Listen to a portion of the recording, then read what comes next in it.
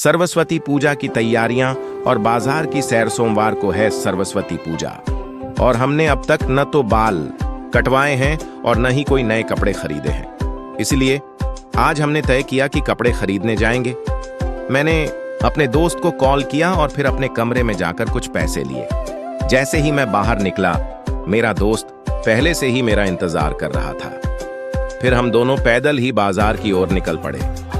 हमने सोचा कि स्कूल के रास्ते से होकर चलें। जब हम वहां पहुंचे तो देखा कि स्कूल में सरस्वती पूजा की तैयारियां जोरों पर चल रही थी। इसे देखकर अच्छा लगा। फिर हम आगे बढ़े और बाजार पहुंच गए। वहां देखा कि मेरा एक और दोस्त बाल कटवा कर घर जा रहा था। थोड़ा और आगे बढ़ने पर हमें एक जगह पर मां सरस्वती की मूर्ति बनती हुई दिखी। यह नजारा देखकर हम बहुत खुश हुए। फिर हम कपड़ों की दुकान पर गए, लेकिन जो कपड़े हमें चाहिए थे वे अभी तक नहीं आए थे। दुकानदार ने बताया कि वे कल तक आ जाएंगे। इसके बाद हम फुटवियर की दुकान पर गए, लेकिन वहां भी जो लेना था वह नहीं मिला। फिर हम सैलून गए, लेकिन वहां बहुत भीड़ थी।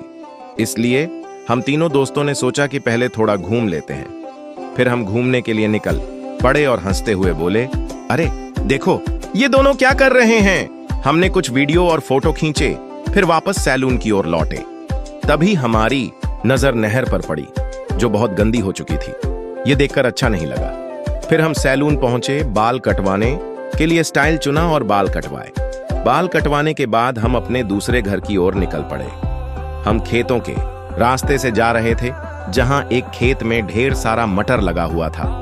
फिर हम मटर तोड़ते हुए चलने लगे, पर मेरा दोस्त इतने मटर तोड़ रहा था कि ऐसा लग रहा था जैसे आज ही पूरा खेत साफ कर देगा। मटर खाते खाते हम अपने घर के करीब पहुंचे।